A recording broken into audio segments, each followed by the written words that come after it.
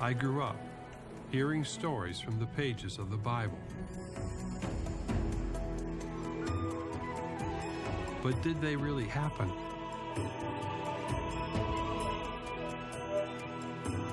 This question led me to the ancient lands of the Middle East, searching for patterns of evidence that match the biblical events.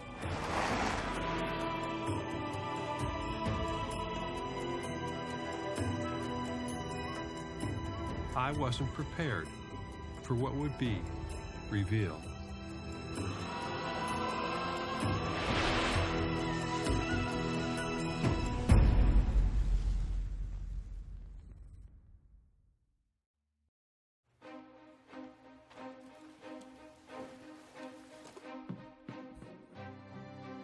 The initial goal of my investigation was to find evidence showing that Moses could have written the book of Exodus as an eyewitness account. Because if he did, then the directions for the Israelites' journey and the location of Mount Sinai could be verifiable, something most scholars doubt. The first breakthrough was the mysterious script found by Egyptologists Flinders and Hilda Petrie in the mines of the Sinai Peninsula. The kind of writing used in these inscriptions became known as Proto-Sinaitic and also as Proto-Canaanite.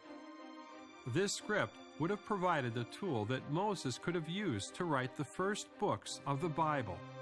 But this leads to a new question. Could this script actually be the earliest form of written Hebrew? Because the Israelites, who were Hebrew people, were the writers of the Bible, and all Torah scrolls that have ever been found were written with a Hebrew alphabet. This might seem like a logical question, but I was very puzzled to find just how controversial this idea is in the world of academia today.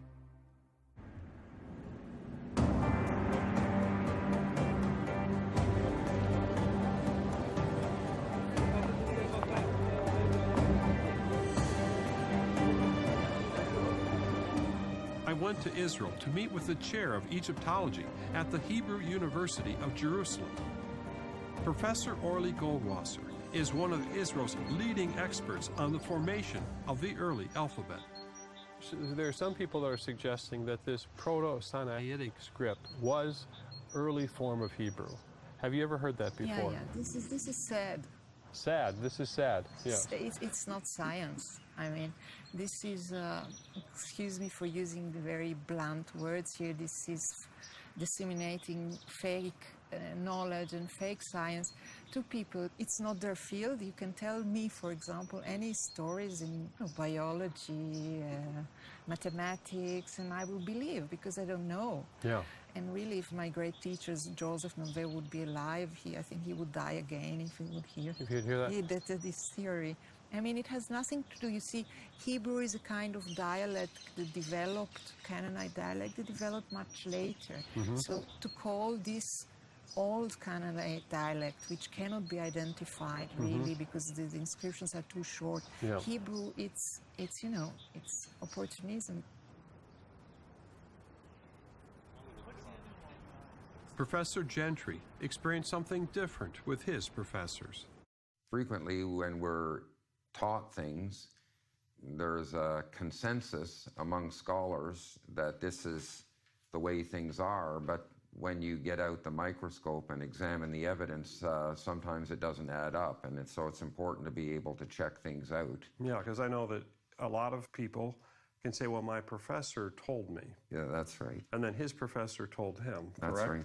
But then there's the real question of, well, is it correct? That's right. Well, what would be one example of a problem that you had that through diligence and investigation you were able to solve for yourself? Well, I think the documentary hypothesis is one.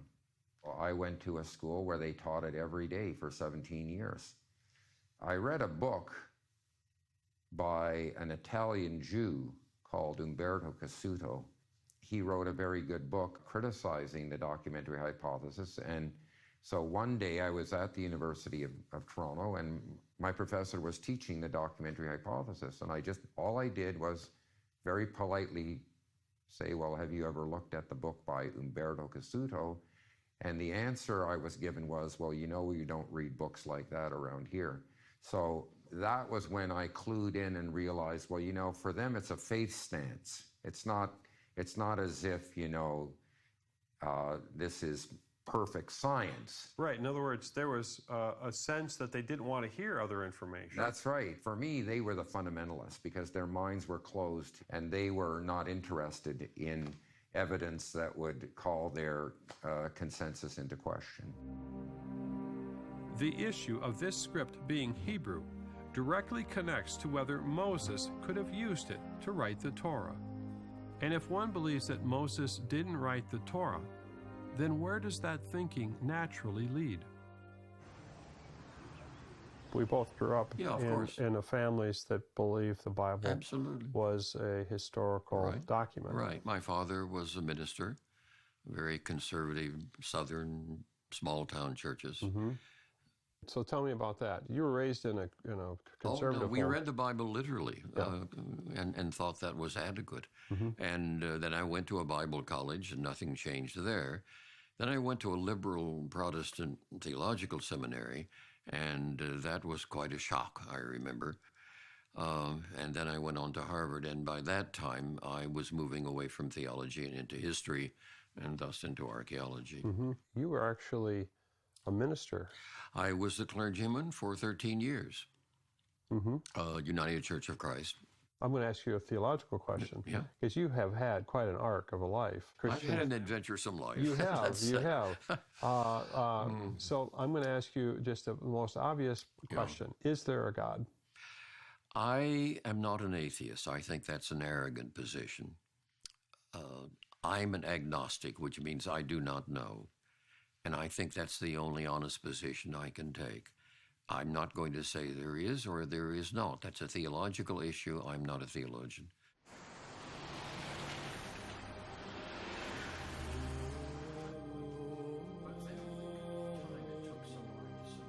In these interviews, it was clear to me that the more these scholars doubted that Moses wrote the Torah, the less sure they were of even the existence of God. I remember going to church on Sunday mornings and hearing the Bible called the Word of God. I was taught that Moses and other biblical writers were divinely inspired. They were chosen people who wrote what they saw and heard from God, so others in the future could read it. Was there a connection between the Bible and the world's first alphabet?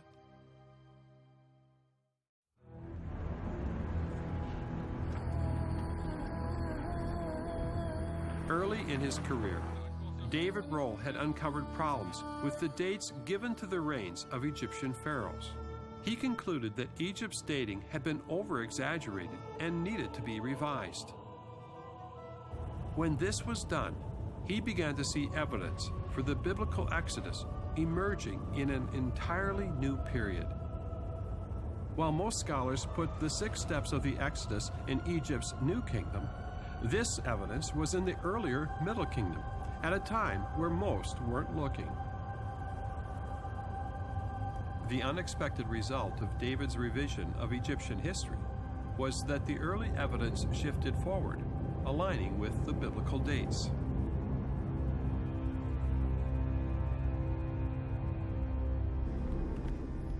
To further explore his theories, he traveled into the Sinai area, where the Petries made their discoveries.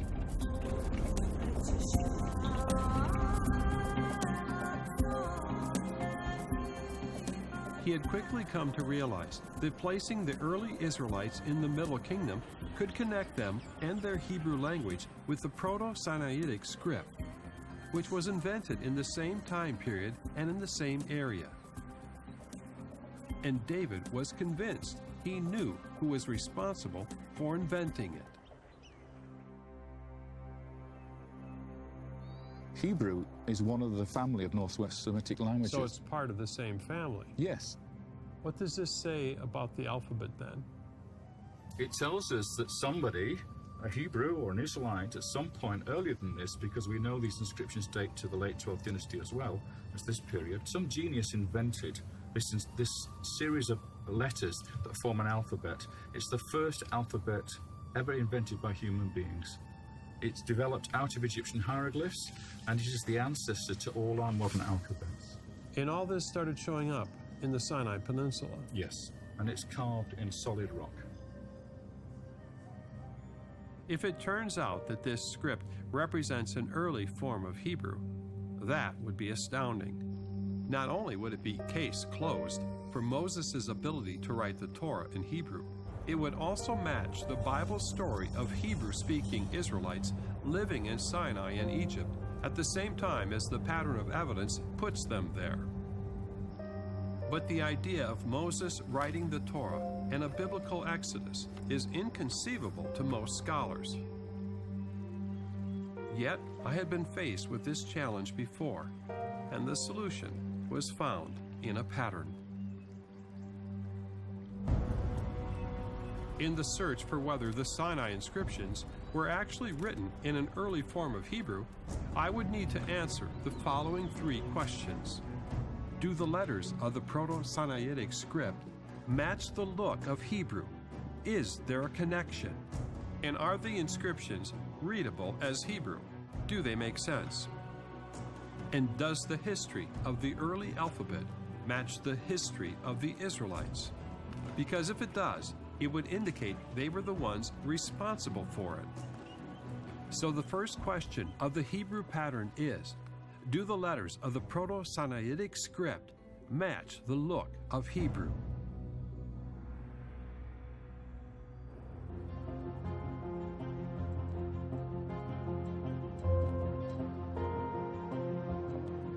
Dr. Douglas Petrovich has long studied inscriptions and their meanings.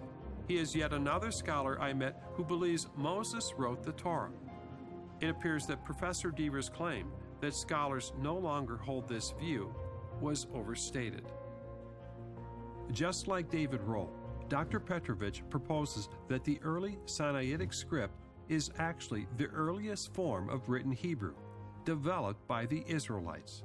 However, unlike Rohl, Petrovich doesn't see a problem with Egypt's dating system, so he uses the standard dates.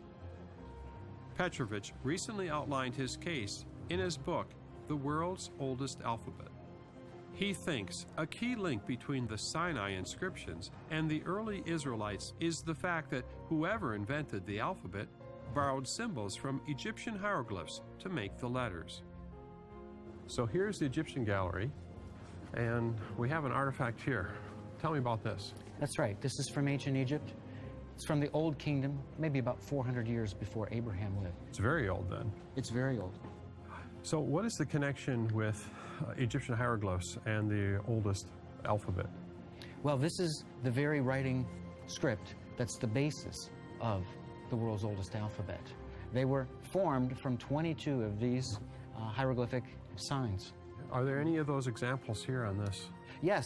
In fact, here's a wave of water. When you convert this into a proto-consonantal alphabetical letter in Hebrew, this becomes the M, because for Hebrews, water is mayim. So they see the wave of water, they're thinking mayim, and they pronounce M. So this is where the alphabet came from. But how did it develop over time? When you look at the family tree for the beginning of the alphabet, it starts with the Proto-Sinaitic script, which when found in Canaan is called Proto-Canaanite. Then, in the standard view, the alphabet is believed to have developed into Phoenician hundreds of years later. In this view, Phoenician branches into other scripts such as Old Hebrew, Aramaic, and Greek, continuing on to numerous alphabets over the centuries. But was the first alphabet related to Hebrew? Professor Petrovich has argued that the Proto-Sinaitic inscriptions were actually an early form of Hebrew and the world's first alphabet. What are your thoughts? I wish that it were true. I wish that that were correct. It would be absolutely fascinating. The difficulty with that is, first and foremost, the script of the Proto-Canaanite inscriptions or the early alphabetic inscriptions. The script is definitely not the Hebrew script, so that's a problem. I could see why it's difficult to link Old Hebrew with the world's oldest alphabet, the Proto-Sinaitic script. Old Hebrew, or Paleo-Hebrew as it's sometimes called, is thought to have emerged 1,000 years later and to have developed from Phoenician. And the consensus of scholars holds that the very first Hebrew text starts with Old Hebrew by definition. We know the Hebrew inscriptions well, we know the Hebrew script well, beginning around 900 BCE. And the script of those inscriptions is dramatically different from the Hebrew script, dramatically different. However, scripts can look dramatically different and still be a part of the same family. One example can be seen by looking at the first verse in the book of Genesis, as seen in the Wycliffe Bible. It was written in the English of 1385, from about 600 years ago. Here is the same verse today. I was surprised how much English has changed. Furthermore, even Professor Rolston acknowledged that the Hebrew script changed over time in a later period. The script certainly evolved during the course of time, but its evolution begins around 900 BCE. But if Old Hebrew evolved over time, why couldn't it have evolved earlier, from the script that is known today as Proto-Sinaitic? I needed to go back to Israel and to the important biblical city of Gezer, 20 miles northwest of Jerusalem. It was here that Irish archaeologist Stuart McAllister discovered what many consider to be one of the earliest Old Hebrew inscriptions found to date. It was a calendar inscribed on a limestone tablet that included monthly information about crops. I looked at the Gezer calendar to compare to the inscriptions the Petries discovered in the Sinai mines, which are from centuries earlier. For many of the letters, you can see a clear resemblance. Some of the letters of the two scripts are also different, but according to Doug Petrovich, they aren't as different as Professor Rolston claims. He showed me how each letter changed over time, starting with the fifth letter of the Hebrew alphabet, the letter He. It starts out as a full man, here, here, and here. Usually, he has both arms up with right angles at his elbows in a pose that we who live in the United States would call the touchdown pose. Yeah, right. So this is the touchdown letter. Mm-hmm. This letter makes the H sound in Hebrew, like huh. And it comes from the Hebrew word halal. That's the word that's connected to the pictograph. Okay. Halal means praise. Or hallelujah. The word hallelujah is based on this very word. Okay. It's the arms raised in praise toward God. So the head is insignificant. The legs are insignificant. Mm-hmm. Oddly enough, what happens over time? As the letter evolves, here's one leg missing. Here's a head that's been reduced greatly, reduced greatly, reduced greatly. No legs at all here on Sinai 374. Mm-hmm. Why? Because all you need is the hands raised. So eventually, they realized we don't really need the head and we don't really need the legs. So that morphs into what looks like an E. And if you were to take this from the Tsarta Astrakhan and turn it 90 degrees to the left, it would be the neck of a person, the left arm of a person, and the right arm of a person, all pointing up. So while the Proto-Sinaitic letter of a man praising may look quite different than the corresponding Old Hebrew letter, once you understand how it developed, you can see how they relate. David Roll also showed me how this development happened with our modern letter A. I'll give you a good example. The bull's head, Aleph, it starts life as an ordinary drawing of a bull with two horns. And as it comes through Proto-Canaanite into Phoenician, it turns to that shape at right angles from the original bull, and it's now become lines rather than a very, very careful drawing. It's very angularized. And then it comes into Greek and to our English language like this. So it's rotating and it's changing its shape, but you can still see the original bull's head in the letter A, but it's now upside down. But can these two related scripts be considered different versions of Hebrew? It appears that Phoenician is the one thing standing in the way of making that link. So how dramatic are the differences between Old Hebrew and Phoenician? When compared to Phoenician, the character of the letters looks very similar to the Old Hebrew found by Stuart McAllister, to the point where most of the letters are basically identical. It could almost boil down to individual styles of handwriting.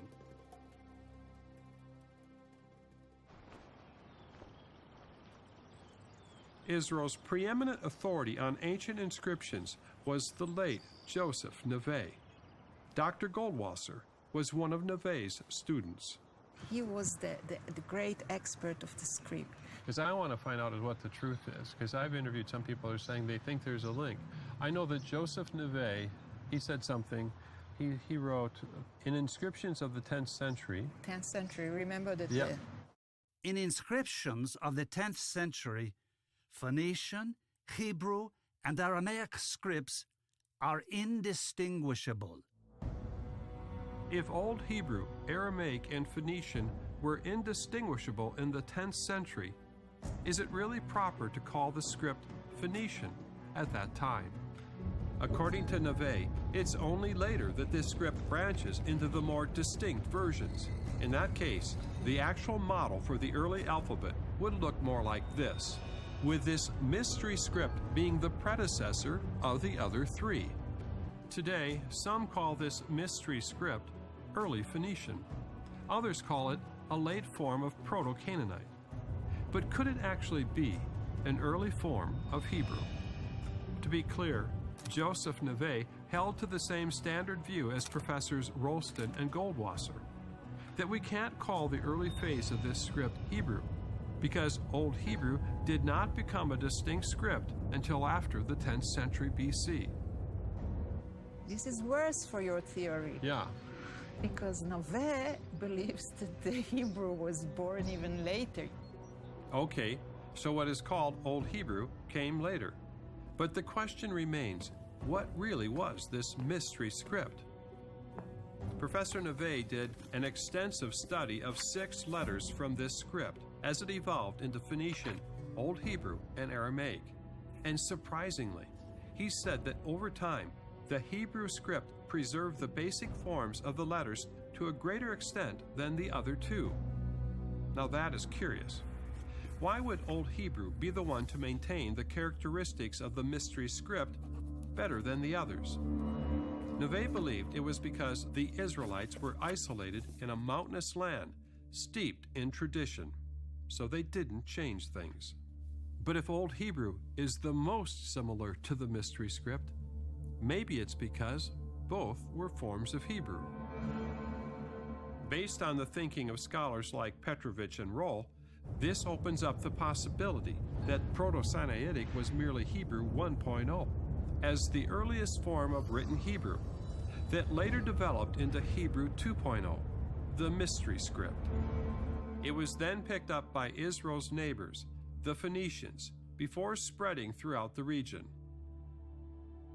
It would later develop into Old Hebrew, or Hebrew 3.0. Interestingly, the idea that some form of Hebrew writing came first is supported by one of the earliest Jewish historians. Eupolemus, around 150 BC, wrote in his book titled On the Kings of Judea.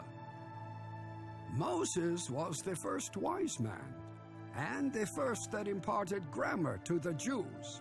The Phoenicians received it from the Jews, and the Greeks from the Phoenicians. For Roll and Petrovich, Moses was the wise man who had the ability to write the book of Exodus as an eyewitness account.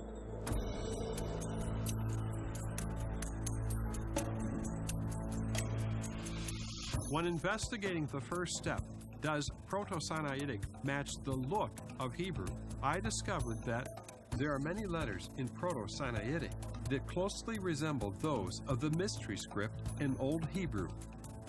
The development of those letters that are different can be traced in a logical way, showing that these scripts are related. Over time, as the script transitioned to the distinct Phoenician, Aramaic, and Old Hebrew styles, it was the Old Hebrew that maintained the style of the mystery script better than the others. This supports the idea that the original Proto-Sinaitic was Hebrew 1.0, which then evolved into Hebrew 2.0 and 3.0. I can now move on to the second step of the pattern, investigating whether the inscriptions are readable as Hebrew, an idea that is extremely controversial.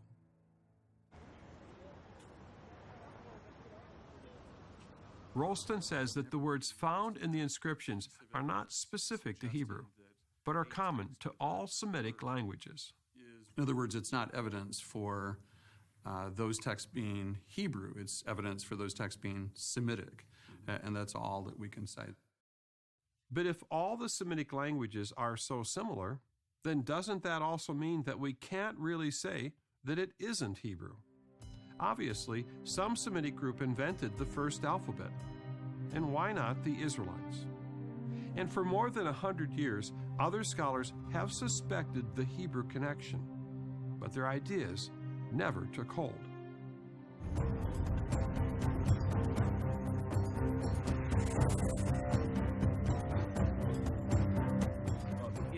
David Rohl has worked with the Sinai inscriptions and disagrees with Rolston's position.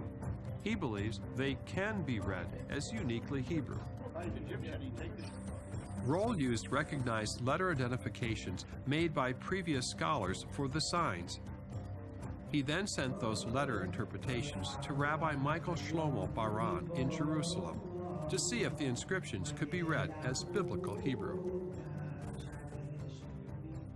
One day, David Rohl just sends me an email with a string of letter names, and I scratch out this string of letters and the modern Hebrew characters that we make use of, and I look at it for a minute, and I clearly make out what the word roots are, and I'm blown away. I can read it.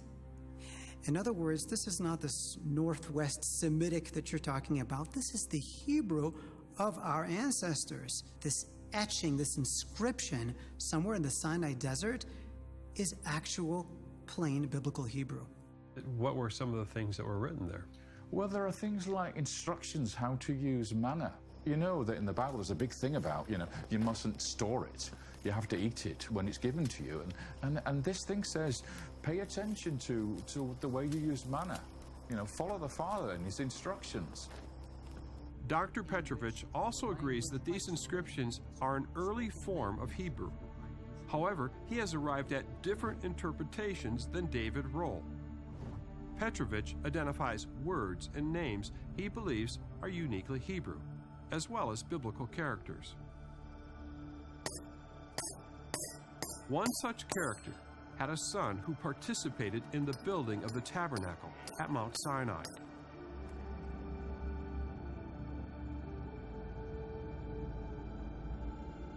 In another inscription from the mines of Sirabit al-Qadim, he even reads the name Moses.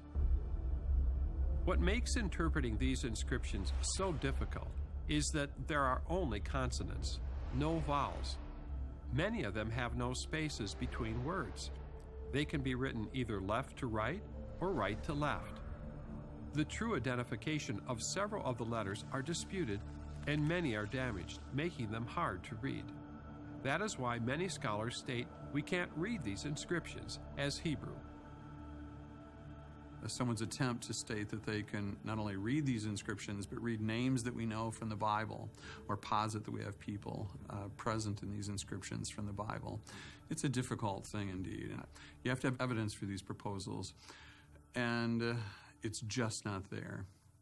Some of my critics, such as Christopher Ralston, are saying that this could be any Semitic language. There's no way of identifying it as clearly being Hebrew. There are several distinctively Hebrew words that are not found in any other Semitic language that are contained in the 15 Hebrew inscriptions that I've translated. The key to Petrovich's approach was to test different letter identifications for those Proto-Sinaitic letters that are disputed.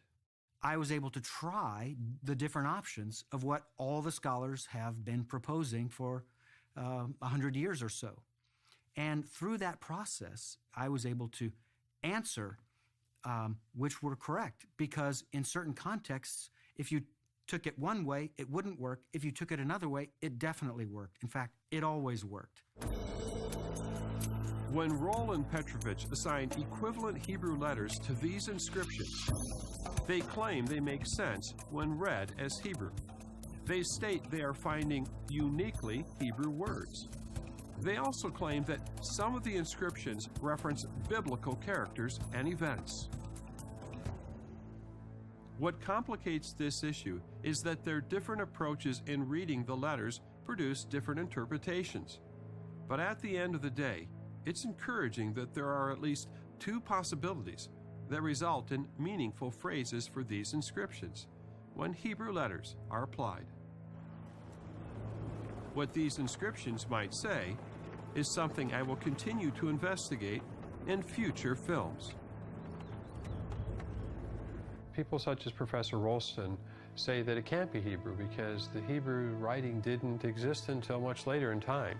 That's true. He calls this language Northwest Semitic. These inscriptions are Northwest Semitic. But I say it's a matter of history, not a matter of language. You can interpret them as Hebrew only if you have the history to back it up. Because we have a script that looks similar to Hebrew, yet has some uncertainties with the interpretations, the final step becomes the key to determining which Semitic group invented it. Does the history of the early alphabet match the history of the Israelites?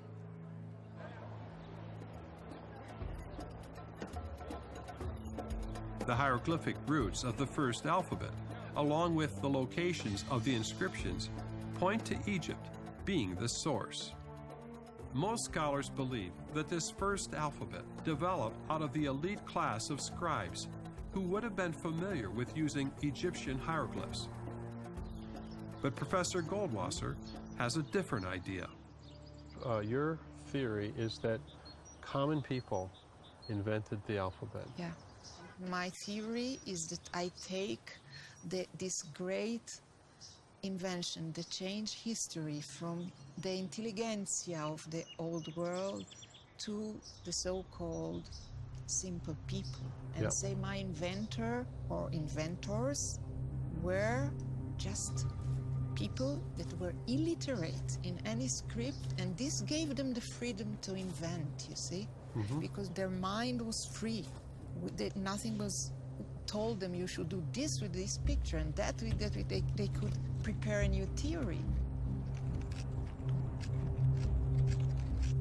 People hate it. The scholars today even hate it. They hate it? Yeah. How They dare still they? write against me. It's impossible that simple people invented this very complex, phonetical, and you know, it's common sense. It's fantastic common sense. Everyone agrees that whether they were elite or from the common class, whoever invented this Semitic alphabet had to have been a genius. But who would have had the motive to write their Semitic language in this unique script? The book of Genesis tells us that the first descendant of Abraham to arrive in Egypt was his great-grandson, Joseph, the son of Jacob. Joseph's brothers had sold him as a slave to a caravan of traders who brought him down to Egypt. With God's help, Joseph was able to save Egypt by warning of a coming calamity. 7 years of plenty would be followed by 7 years of terrible famine. Pharaoh is so impressed that he puts Joseph in charge of preparing for the famine and makes him second in command over the entire country. Since God has shown you all this, there is none so discerning and wise as you are. So Joseph was an administrator over all of Egypt, a position that would have required him to read and write hieroglyphics. Could your distant relatives, the Israelites, or let's say Joseph, Could they have been involved with any of this writing? I can write another story about somebody called Benny. Benny, who was also in Egypt. Yeah. And he was also very clever. Mm-hmm. And he saw the hieroglyphs. And he might have invented the alphabet. So this is endless, you see. First of all, it's a little too late already. Mm-hmm. Then how come the inscriptions in Sarah Bit el-Khadem are earlier than your time of Joseph or Benny or whoever it would be? Professor Goldwasser is assuming that these inscriptions are earlier than the time of Joseph because she holds to the standard view of the Ramesses Exodus. However, my previous investigation had uncovered impressive archaeological finds matching Joseph and his family in the Middle Kingdom. These all came from a location called Avaris, the city beneath Ramesses, where the Bible places the early Israelites. It was David Rohl who had first come up with these connections. Could there be more that tied these inscriptions to the biblical story? The location where the Petries found the first Proto-Sinaitic script was in the desolate area of Sirabit el-Qadim in the Sinai Peninsula. These were Egyptian mines where seasonal expeditions from Egypt would come to extract copper and turquoise.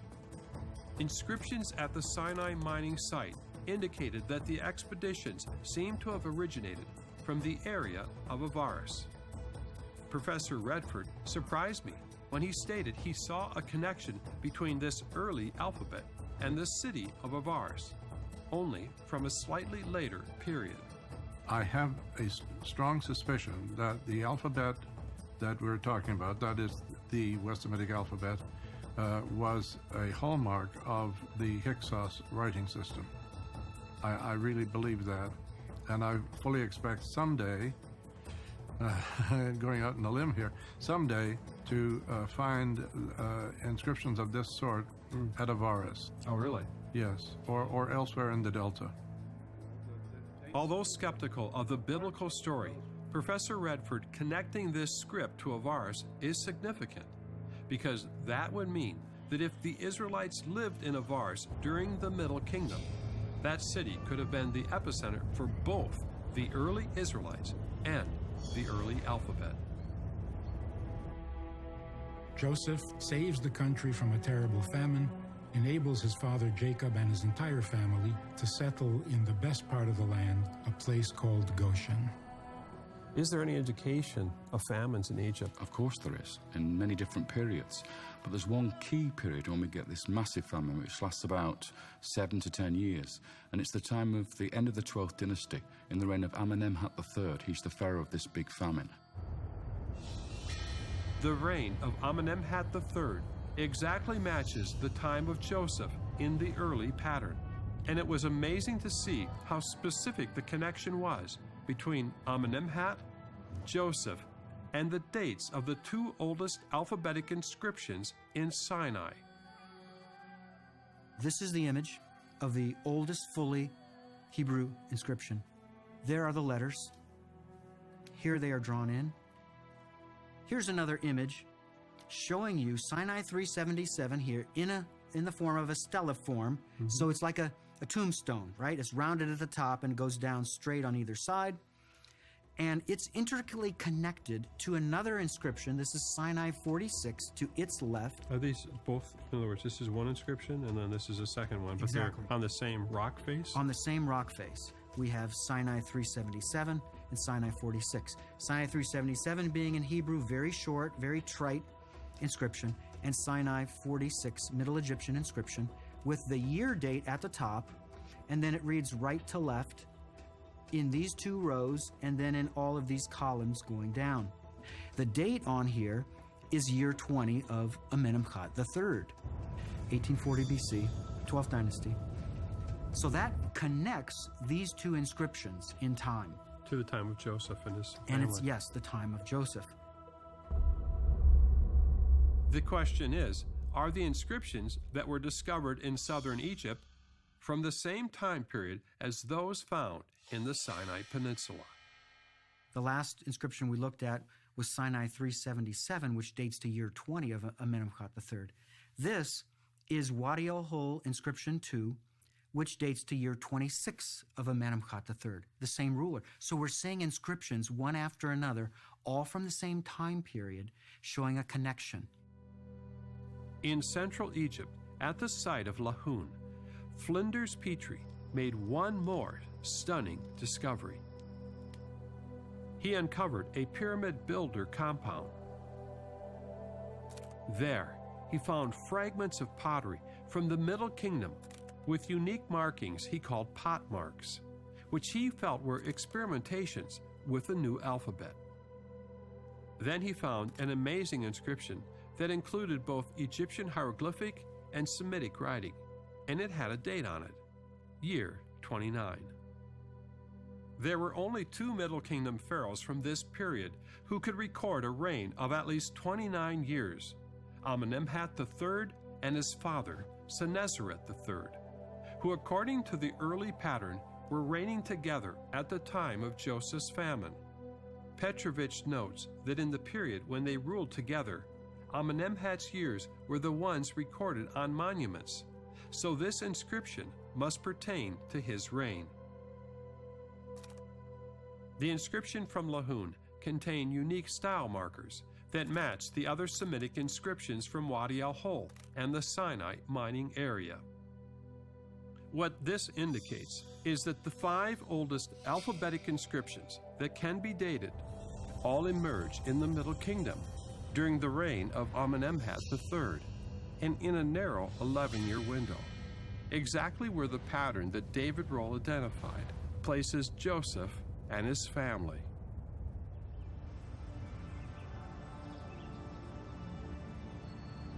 Who do you think actually was the inspiration for this alphabet? I think it has to be Joseph. That would be my guess, because of what he was. He was the vizier of Egypt. He was the most important man in Egypt after the pharaoh. He was educated. He worked in the palace. He was running the country virtually. So what better person to invent the Hebrew alphabet than the person who was familiar with the hieroglyphs, who knew the Semitic people, who was administering the land? He's the guy who's most likely to be able to come up with this idea. So who invented the first alphabet? As scholars suggest, it may have been an elite scribe or a common miner like Benny. But whoever it was, they would have needed to be a Semite, familiar with hieroglyphics, motivated to create a new script while living in Egypt at the same time as Pharaoh Amenemhat III and Joseph. If Joseph, for instance, was the person who invented this method of writing the Semitic language as a script, Moses would have learnt that very easily, and that would have been the form of writing that he would use to write the narrative of the Exodus journey.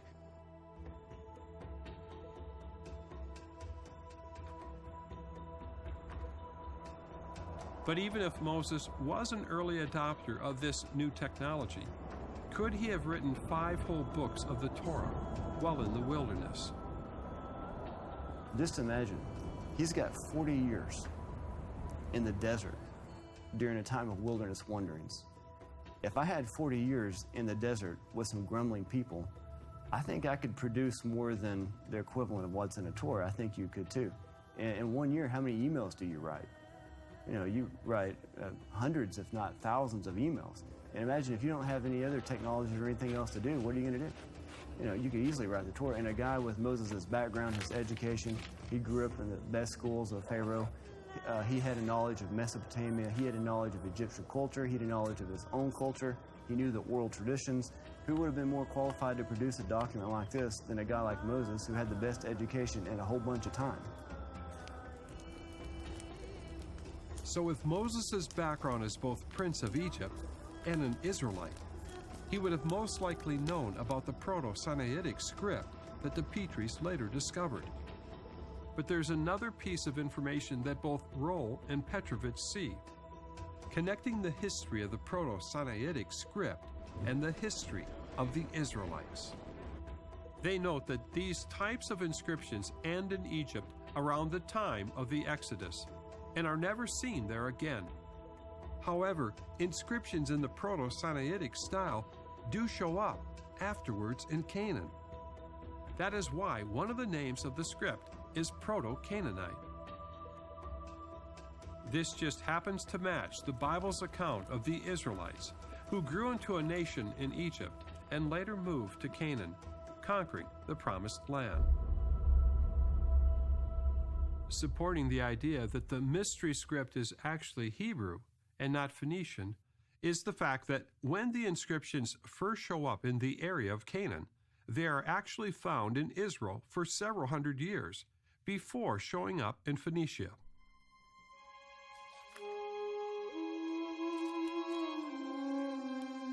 The Bible records that the greatest interaction between Israel and Phoenicia, which is the area of Lebanon, was during the reign of King Solomon in the 10th century BC. Solomon was given the responsibility of building Israel's first temple in Jerusalem. To help with this task, Solomon wrote to King Hiram, obtaining cedar trees of Lebanon and craftsmen. Intriguingly, the oldest known alphabetic inscription from the land of Phoenicia is found on the lid of a sarcophagus of a king named Ahiram. Many date this artifact to the 10th century BC. I took note that the Bible's King Hiram at the time of Solomon is virtually the same name as Ahiram on the sarcophagus. Could it be that the writing system of the Israelites was shared with the Phoenicians at this very time, when the scripts were indistinguishable, and we find the first inscriptions in Phoenicia? Just as Epolemus has stated that Moses imparted grammar to the Jews, and that the Phoenicians received it from the Jews.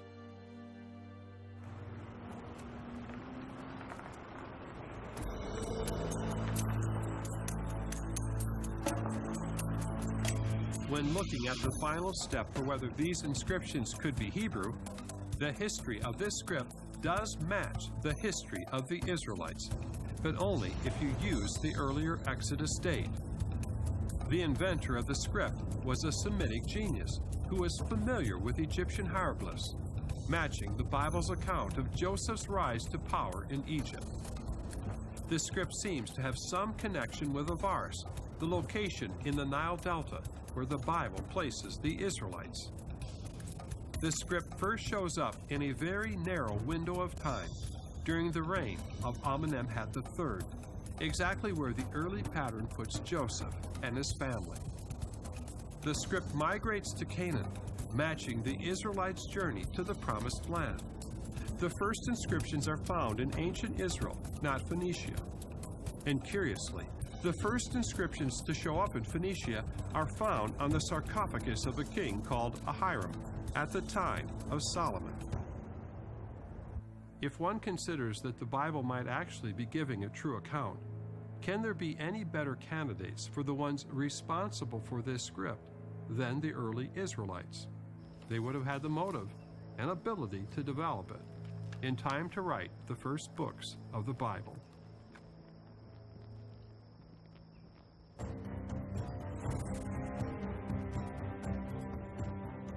So when people see a connection between the Proto-Sinaitic or the Proto-Canaanite scripts and Hebrew, what do you say? I say that what I call science and what my teacher taught me, Professor Nave? Yeah. Would say that it's a very bad, misleading mistake, and that the person that writes it has, of course, an agenda. On the surface, mainstream scholars use linguistic arguments to dismiss this idea. But there may be a deeper reason involved. What time do you think that the Exodus would have happened then? Most people put the Exodus in the 13th century BCE. From my perspective, based on the data at hand, this continues to be the most convincing proposal. Mm-hmm. If you want to believe in a historical Moses, he would have to have lived in the 13th century. Whatever it was that happened in the Exodus period, it happened in the 13th century, not the 15th. Something that strikes me as ironic is that many mainstream scholars say that the Exodus that didn't happen had to have happened in the 13th century BC, at the time of Pharaoh Ramesses, where there's little to no evidence. I was stumped by this problem while making my earlier film, until I was shown the earlier pattern of evidence. It seems this same issue is at play with the early alphabet. If you're saying basically that Moses and Joseph were actually later in time than when this script was invented for the first time, then somebody other than Hebrews or Israelites must have invented it. It couldn't have been them. The late Thomas Kuhn was a physicist, historian, and philosopher of science.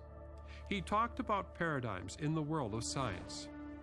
A paradigm is a pattern of thinking, a model, or school of thought that everyone in a particular field of study holds to, and the world of archaeology has its paradigms. A paradigm is based on a set of presuppositions, things that are assumed to be true, and we all have them. In the case of mainstream scholarship, their paradigm for the early books of the Bible not being purely historical seems to be largely based on the key presupposition that an exodus happened at the time of Ramesses. It puts the Israelites too late in time to be connected with the invention of the Proto-Sinaitic script, which results in the conclusion that the Bible is an untrustworthy oral tradition. Paradigms can blind all of us from seeing the possibility of something new or different. But what if the presuppositions on which those paradigms are based are faulty? In fact, Thomas Kuhn said that science doesn't progress with a gradual accumulation of knowledge, but instead undergoes periodic revolutions or paradigm shifts when some new idea abruptly transforms the views of that particular field. If it was established that the world's oldest alphabet was Hebrew, and that Moses did, in fact, use it to write the Torah, that would change how the world views the Exodus, the Bible, and world history. But to do so would require a major paradigm shift. This brings me back to Flinders Petrie.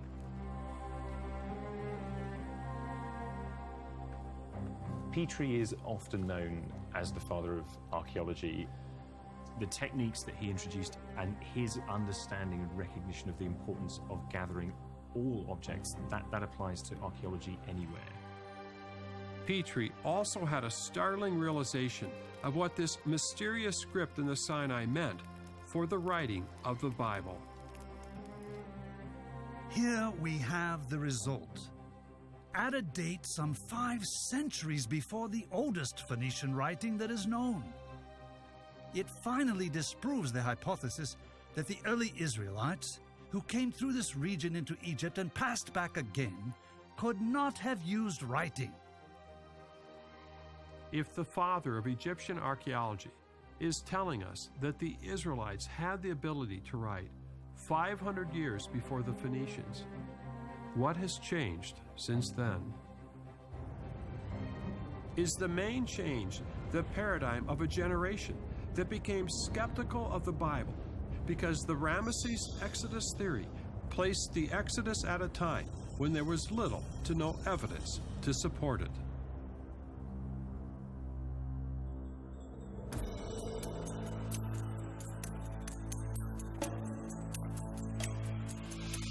I have now found evidence for all the steps of the original pattern. This script appears by the time of the Exodus. It did not arise in another part of the world like Greece, Persia, India, or China. It originated in the region of Egypt and the Sinai, where the Bible places the early Israelites. This script is the earliest known alphabet which was needed to write the Torah. Because it was a Semitic alphabet, it was a form of writing like Hebrew. This is all Moses would have needed to write the basic form of the Exodus account. In fact, I emailed Professor Rolston and asked him, for the sake of argument, If Moses was responsible for writing at least part of the Torah, in your view, could the Proto-Sinaitic script have been used to perform this task? Roston replied, yes, the script that Moses could have used or would have been early alphabetic, not Old Hebrew. By the way, I believe that Moses was historical and that he was literate. And speaking of literacy, the use of a simple alphabet would have allowed the Israelite people, young and old, to read it, understand it, and preserve the words given by God at Mount Sinai for generations to come. Finally, the evidence from all three steps of the Hebrew pattern also show that it could actually be Hebrew. The letters match the look of Hebrew. Some have interpreted the inscriptions as readable Hebrew. And the history of the script matches the history of the Israelites. There seems to be no reason to doubt that Moses could have written the Exodus account as the Bible claims.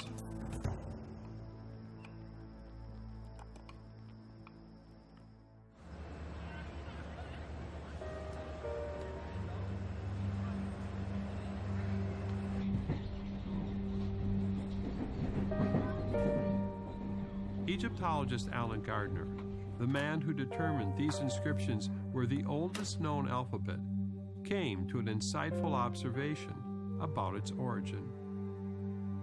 It has been universally recognized that so simple and therefore so perfect an instrument for the visible recording of language could not conceivably have resulted from one spontaneous effort of genius. The alphabet certainly was genius. Yet, as a person of faith, I wonder, what if the invention of the alphabet did not ultimately have a human source? Because with no alphabet, you would have no Bible. And the evidence appears to show that this script did emerge suddenly in a very narrow window of time. The Bible states that it was itself divinely inspired. Could it be that the genius of the alphabet was also a divinely inspired gift from God, given to a particular people at a particular time, in preparation for what was to come? The prime purpose of communicating the words of God to mankind, beginning at Mount Sinai.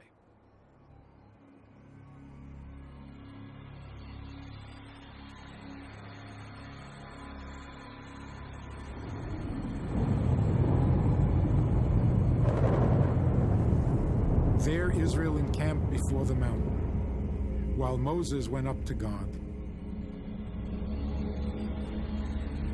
The Lord called to him out of the mountain, saying, Thus shall you say to the house of Jacob, and tell the people of Israel, You yourselves have seen what I did to the Egyptians,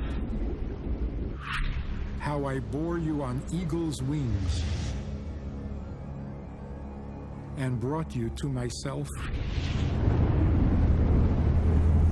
Now therefore, if you will indeed obey my voice and keep my covenant, you shall be my treasured possession among all peoples. For all the earth is mine, and you shall be to me a kingdom of priests and a holy nation.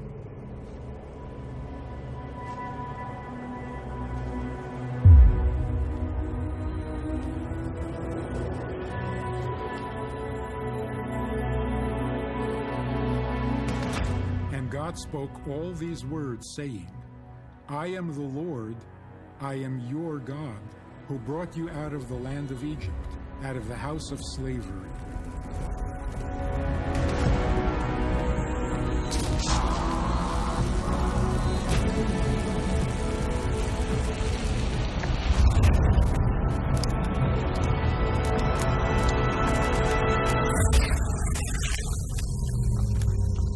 You shall have no other gods besides me. You shall not make for yourself a carved image. You shall not bow to them or serve them. You shall not take the name of the Lord your God in vain, Remember the Sabbath day to keep it holy.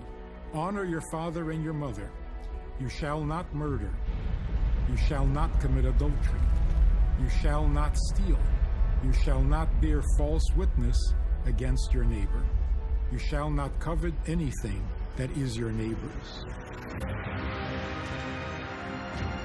And he gave to Moses the 2 tablets of the testimony, written with the finger of God.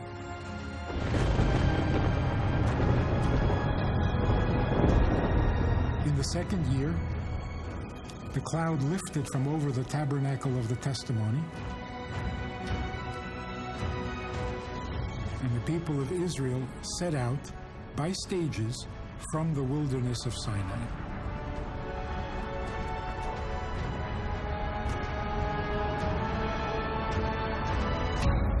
The law was given to instruct them how they were to live. When the people repeatedly rebelled, it took 40 years before they could enter the land that had been promised to Abraham hundreds of years earlier. And during this time, Moses had written down all the instructions from God, as well as the history of his people, beginning with the creation of the world. When Moses had finished writing the words of this law in a scroll to its very end, Moses commanded the Levites, who carried the Ark of the Covenant of the Lord. He said, "Take this book of the law and put it by the side of the Ark of the Covenant of the Lord your God."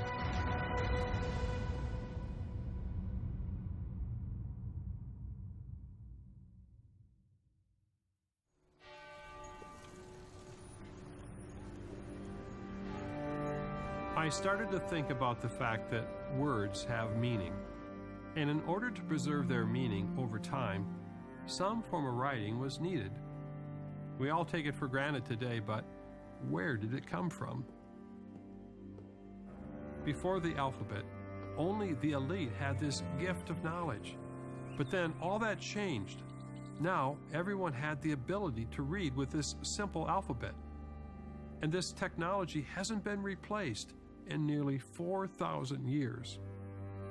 So I continue to wonder, was the alphabet's arrival at this time in history just a coincidence? Or was it the gift necessary to retain the knowledge of God?